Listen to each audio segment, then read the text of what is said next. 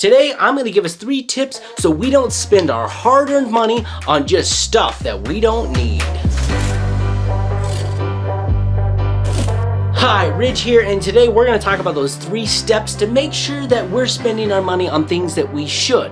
And if this is your first time here and you're interested in starting or continuing your journey to wealth, make sure you go ahead and hit the subscribe button, the bell notification, so you don't miss any steps that we're taking on our journey to wealth. And for the rest of you, if you find value in this, slap the like button.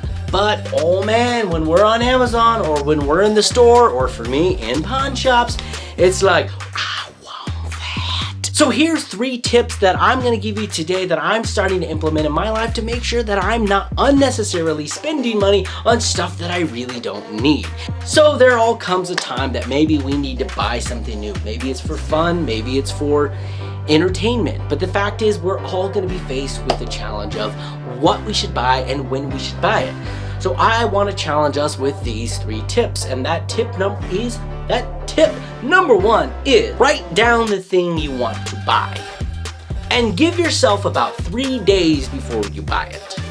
Don't impulsively spend. I've talked about in other YouTube videos about how to prevent impulsive spending, but writing it down and making sure you actually put it up on a wall on a piece of paper to make sure that you don't just go impulsively spend it. You have to look at it. And that brings us to our tip number 2, research the price. Make sure that you're not paying more than you should.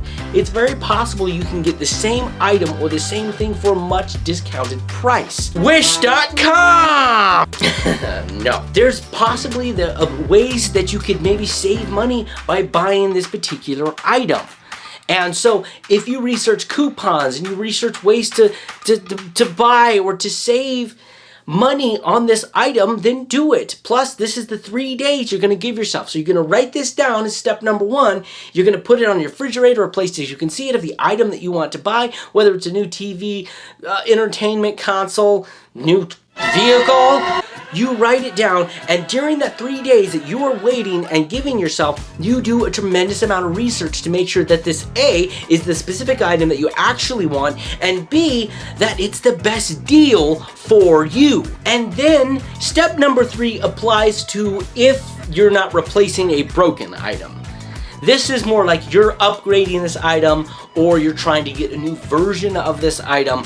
If it's broken and it's a necessary item, you pretty much just have to buy it.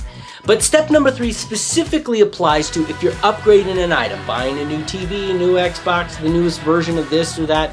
I want you to do this step specifically and even do it on the first day, the same time that you write down the item that you want to buy.